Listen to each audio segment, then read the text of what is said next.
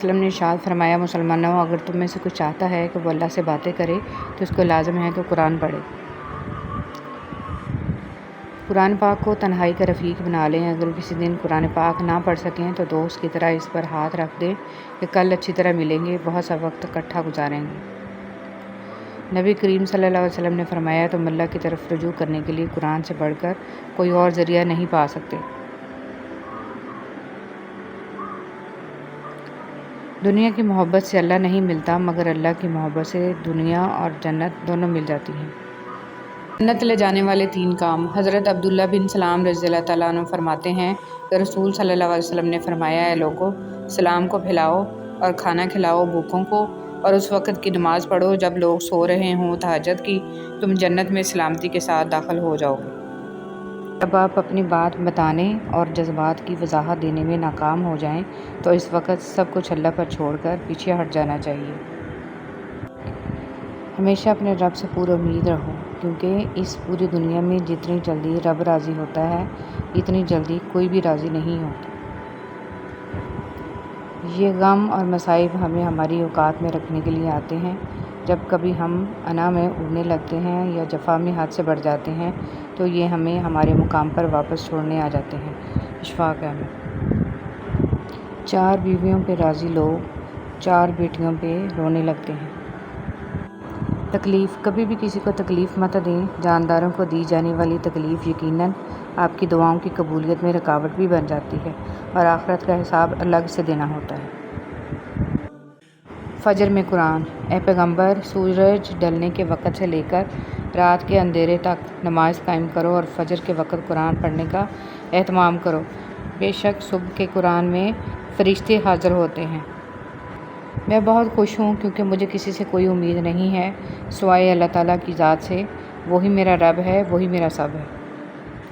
हज़रत अली रज़ियल्लाहु तआला अन्हु ने इरशाद फरमाया, जब कभी किसी ज़रूरतमंद की आवाज़ तुम्हारे कानों तक पहुँचे तो अल्लाह का शुक्र अदा किया करो, क्योंकि अल्लाह ने अपने बंदे की मदद के लिए तुम्हें पसंद किया है, वरना वो अकेला ही काफ़ी है सबके लिए। सुनहरी हरूफ। दिल में उतरने के लिए सीढ़ियों की नहीं, बल्कि अच्छे अल्फाज और अच्छे अखलाक की ज़रूरत होती है। हज़रत हसन रज़ियल्लाहु तआला अन्हु ने फरमाया, इंसान की तबाही 3 चीज़ों में है, तकब्बुर, हिर्स और हसद।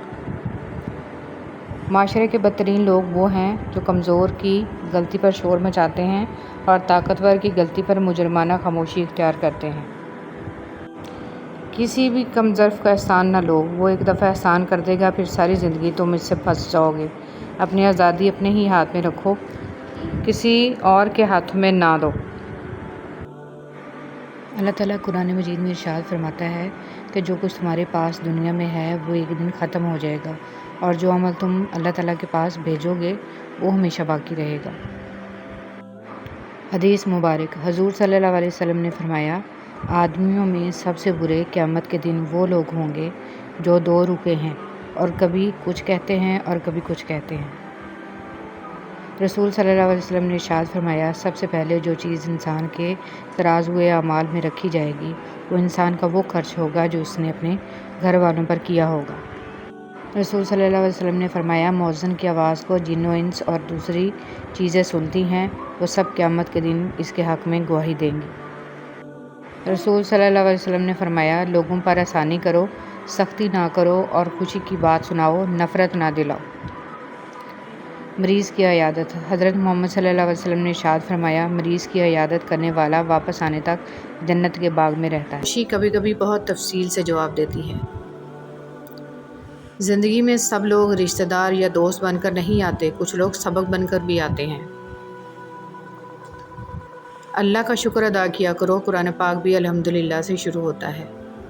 हज़रत अली रज़ियल्लाहु तआला अन्हु ने फरमाया, जब दुआ करते वक्त तुम्हारी आंखों से आंसू आने लगे तो समझ जाना तुम्हारी दुआ बारगाह इलाही में कबूल हो चुकी है। न रुकी वक्त की गर्दिश, न ज़माना बदला, पेड़ सूखा तो परिंदों ने ठिकाना बदला। वक्त गुजरने के बाद अगर किसी को किसी की कदर आ जाए तो उसे कदर नहीं, अफसोस कहते हैं। ऐसा लगता है जैसे मेरे अंदर 2 लोग हैं, एक वो जो पूरी दुनिया को देखना चाहता है और दूसरा जो अपना कमरा छोड़ना नहीं चाहता। जगह जगह मुंह मारने वाले कहीं के नहीं रहते, फिर चाहे वो मर्द हो या औरत। کیا ہمارے دکھوں میں سب سے بڑا دکھ یہ نہیں ہے کہ ہم گزر رہے ہیں، گزرتے جا رہے ہیں اور گزر چکے ہیں؟ بے قدرے لوگوں سے جذبات جوڑ کر سوائے بربادی کے کچھ نہیں ملتا۔ سب سے قیمتی ہدیہ، کسی کو کچھ دینا ہی ہدیہ نہیں ہوتا، بلکہ کسی پر غصہ آ جائے تو اس کا اظہار نہ کرنا، اور کسی کے راز معلوم ہو تو انہیں چھپانا، کسی کو معاف کرنا بہت مشکل ہو تو اسے معاف کر دینا، کسی کی عزت کو تار تار کرنے سے اپنی زبان کو بچانا بھی ہدیہ ہے۔ لوگوں سے اسی رفتار سے بات کر کے دیکھیں جس رفتار سے آپ نماز میں سورہ الفاتحہ پڑھتے ہیں۔ کوئی بھی آپ کی بات نہیں سمجھے گا، اور آپ بادشاہوں کے بادشاہ کے ساتھ اس انداز میں بات کرتے ہیں۔ نماز میں سورہ الفاتحہ کو بالکل ہر لفظ کو سمجھ کر پڑھیں اور آپ کی روح کو سکون مل جائے گا۔ جب انسان اپنی وقت کھو دے تو اس کے لیے بہترین پناہ گاہ خاموشی ہے۔ وضاحت کبھی سچا ثابت نہیں کر سکتی، اور ندامت کبھی نعم البدل نہیں ہو سکتی۔ الفاظ کبھی بھی انسان کو اس کا کھویا ہوا مقام واپس نہیں دلا سکتے، ہاں خاموشی مزید تذلیل سے بچا لیتی ہے۔ کچھ لوگ آپ سے صرف تبھی بات کرتے ہیں جب وہ فری ہوتے ہیں، اور کچھ لوگ اپنی مصروف زندگی میں سے کوشش کر کے کچھ فری وقت صرف اس لیے نکالتے ہیں کہ آپ سے بات کر سکیں۔ ان دونوں باتوں کے فرق کو تو سمجھتے ہیں نا آپ، کہ نہیں؟ کسی کا ٹائم پاس بننے سے بچیں۔ اگر دیکھا جائے تو زندگی کے خاتمے کا آغاز اس کے آغاز کے پہلے لمحے سے ہی شروع ہو جاتا ہے، اور ہمیں احساس تک نہیں کہ ہم اپنی ہر سانس کے ساتھ موت کے قریب تر ہوتے جا رہے ہیں۔ نہ چاہتے ہوئے بھی گزر تو جائے گی ہی زندگی، بس اس کے اختتام سے پہلے اسے جینے کا ہنر سیکھ لیں۔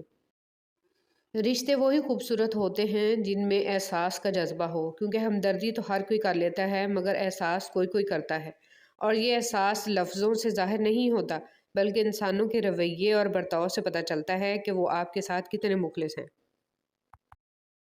نعمتوں کے چھن جانے کے دو ہی سبب ہیں: خوف خدا کو چھوڑ دینا، لوگوں سے بدسلوکی کرنا۔ وقت تجربہ تو دیتا ہے لیکن معصومیت چھین لیتا ہے۔ یہ نہ سوچو کہ اللہ تمہاری دعائیں فوری طور پر قبول کیوں نہیں کرتا، بلکہ یہ شکر کرو کہ اللہ تمہاری گناہوں کی سزا فوری طور پر نہیں دیتا۔ سب ایک جیسے ہوتے ہیں، بس ان کے ڈسنے کا طریقہ مختلف ہوتا ہے۔ بھروسہ تو اپنی سانسوں کا نہیں ہوتا، اور ہم انسانوں کا کر لیتے ہیں۔ عزت دو لیکن اتنی بھی نہ دو کہ اپنی کوئی عزت نہ رہے۔ تجربہ انسان کو غلط فیصلے سے بچاتا ہے، مگر تجربہ غلط فیصلے سے ہی حاصل ہوتا ہے۔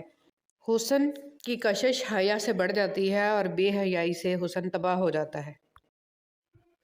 جب آپ کوئی فیصلہ نہ کر پائیں تو انتظار کریں اللہ تعالیٰ کے فیصلے کا۔ اللہ تعالیٰ کے فیصلے سے آپ کے سامنے سب واضح ہو جائے گا۔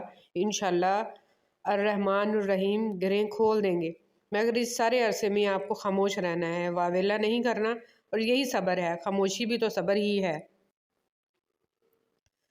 گفتگو ایسے شخص سے کریں جو آپ کا احترام کرے، مشورہ کسی ایسے شخص سے کریں جو آپ سے محبت کرتا ہو، اور قرب کسی ایسے شخص کا اختیار کریں جو آپ کے مشابہ ہو۔ جب ہم اللہ کے ہو جاتے ہیں تو پھر اللہ تعالیٰ ہمارا خاص مددگار بن جاتا ہے، ہمارے اعضاء کی حفاظت کرتا ہے اور انہیں اپنی نافرمانی کے لیے استعمال نہیں ہونے دیتا، اور ہمارے دل کو ہر نعمت پر جو اس نے ہمیں عطا کی ہے راضی کر دیتا ہے۔ وہ ہمیں استغنا کی دولت سے مالا مال کر دیتا ہے۔ ہمارے پاس جو ہے اس پر ہم راضی اور خوش ہو جاتے ہیں۔ اللہ کے ہو کر تو دیکھو۔ دعا دینا سیکھیں، آگے بڑھ کر سہارا دینا سیکھیں، دوسروں کے غم کو محسوس کرنا سیکھیں، اپنی اس میں کو ختم کرنا سیکھیں۔ زندگی چند لمحوں کا کھیل ہے، اس میں مسکرانا اور دوسروں کے چہرے پر مسکراہٹ لانا سیکھیں، دوسروں کے ساتھ شفقت کرنا سیکھیں، فقط اللہ کی رضا کے لیے۔ سب انسان مردہ ہیں، زندہ وہ ہیں جو علم والے ہیں، سب علم والے سوئے ہوئے ہیں، بیدار وہ ہیں جو عمل والے ہیں، تمام عمل والے گھاٹے میں ہیں، فائدے میں وہ ہیں جو اخلاق والے ہیں، سب اخلاق والے خطرے میں ہیں، صرف وہ کامیاب ہیں جو تکبر سے پاک ہیں۔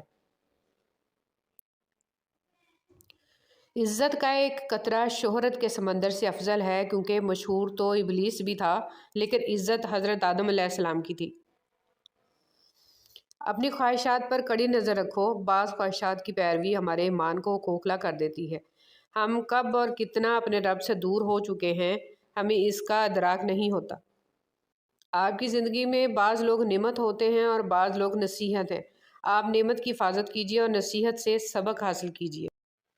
جان لو کہ اللہ ہی کے ذکر سے دلوں کو اطمینان نصیب ہوتا ہے۔